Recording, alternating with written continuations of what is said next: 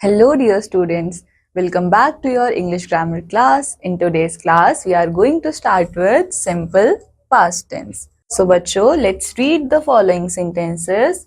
Ruby cleaned the table yesterday. Sonu went to office last week. He flew a kite last month. I lost my pen yesterday. Hari wanted to go home. अब बच्चों अगर हम इन सारे examples को देखें तो ये कौन से टाइम की बात कर रहे हैं? ये सारे ही पास्ट टाइम की बात कर रहे हैं. सो बच्चों in the sentences given above ये सारे बोल्ड वर्ड्स क्या है? पास्ट फॉर्म्स है हमारे वर्ब के. एंड बच्चों हम लोगों ने इनको क्यों यूज किया? हमने इनको इसलिए यूज किया क्योंकि ये एक्शंस जो है वो कब हुए हैं? ये पास्ट के अंदर हुए हैं. So बच्चों we use past form of the verb in affirmative sentences in past tense. So बच्चों हम लोग verb का past word use करते हैं कब? जब हम लोगों को past time के बारे में बात करनी होती है. But in negative and interrogative sentences we use present form of the verb. But बच्चों जब हमारे sentences में negative या फिर इंटेरोगेटिव सेंटेंस होता है तब हम लोग वर्ब का फर्स्ट फॉर्म ही यूज करते हैं. I hope you all know that interrogative sentences are the ones that ends with question marks. So बच्चों let's start with affirmative sentence.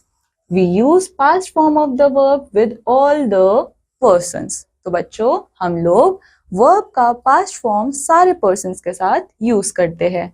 अब इसका स्ट्रक्चर क्या रहने वाला है पहले वो सीख लेते हैं.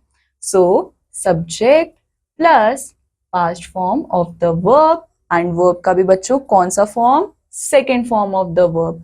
उसके बाद हम किसका नाम लिखेंगे? ऑब्जेक्ट का. For example Raghu sold his house last year. तो बच्चों यहाँ पे हमारे पास सब्जेक्ट कौन है? रघु. एंड सोल्ड हमारे पास क्या है? Past form of verb. And बच्चों ऑब्जेक्ट हमारे पास कौन है? हाउस. उसके बाद he reached America at 5 PM. अब बच्चों he क्या है हमारे पास? सब्जेक्ट. reached क्या है? Past form of verb and that is second form of verb. उसके बाद अमेरिका हमारे पास क्या है? ऑब्जेक्ट. आई होप आप सबको ये स्ट्रक्चर समझ आया होगा. Let's continue with negative sentence.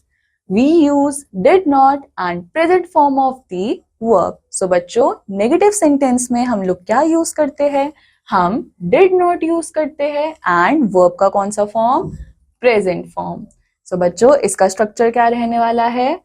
Subject plus did not plus first form of the verb and last object. So let's see some examples.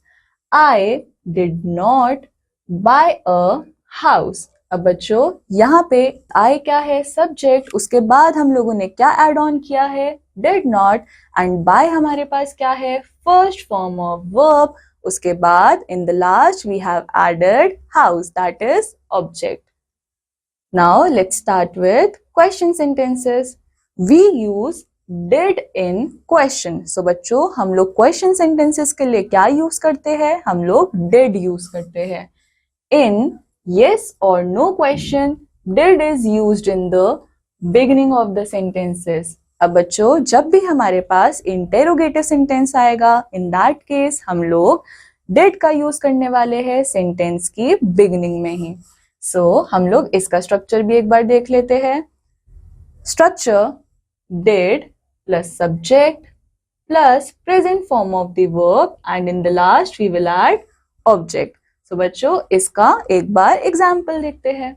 हमने सबसे पहले किसको ऐड ऑन किया? did को. उसके बाद हम लोगों ने सब्जेक्ट लिखा did you. उसके बाद बच्चों प्रेजेंट फॉर्म ऑफ वर्ब जो कि क्या है? for. एंड हमारे पास लास्ट में क्या है? ऑब्जेक्ट. ठीक है बच्चों. नाउ सेकेंड पार्ट did क्योंकि अगेन ये क्या है? एक इंटेरोगेटिव सेंटेंस है. सो हम did पहले ऐड ऑन करेंगे. उसके बाद subject then first form of the verb and in the last object. Now let's move forward. In WH questions, WH word is used in the beginning, then we use did. अब बच्चों क्या होता है, WH questions में हम लोग सबसे पहले WH यूज करते हैं, उसके बाद वी विल ऐड डिड। ठीक है, इसका एक बार स्ट्रक्चर देखते हैं। So first we are going to write WHO word, उसके आगे we are gonna add did, उसके बाद we will write about the subject, then present form of the verb and in the last object. So बच्चों इसका example देखते हैं। What did he say? So बच्चों यहाँ पे हमने सबसे पहले WH वर्ड को ऐड किया, उसके बाद we have added did and in the next we have added he, जो कि क्या होने वाला है, हमारा सब्जेक्ट, एंड उसके बाद we have added the present form of the verb। ठीक है बच्चों, so this completes our chapter। I hope आप सबको ये चैप्टर समझ आया होगा and I want you all कि आप सारे इन क्वेश्चंस को प्रैक्टिस करो जिससे आपको और अच्छे से ये टॉपिक क्लियर हो। I'll meet you in the next class. Till then, take care. Bye bye.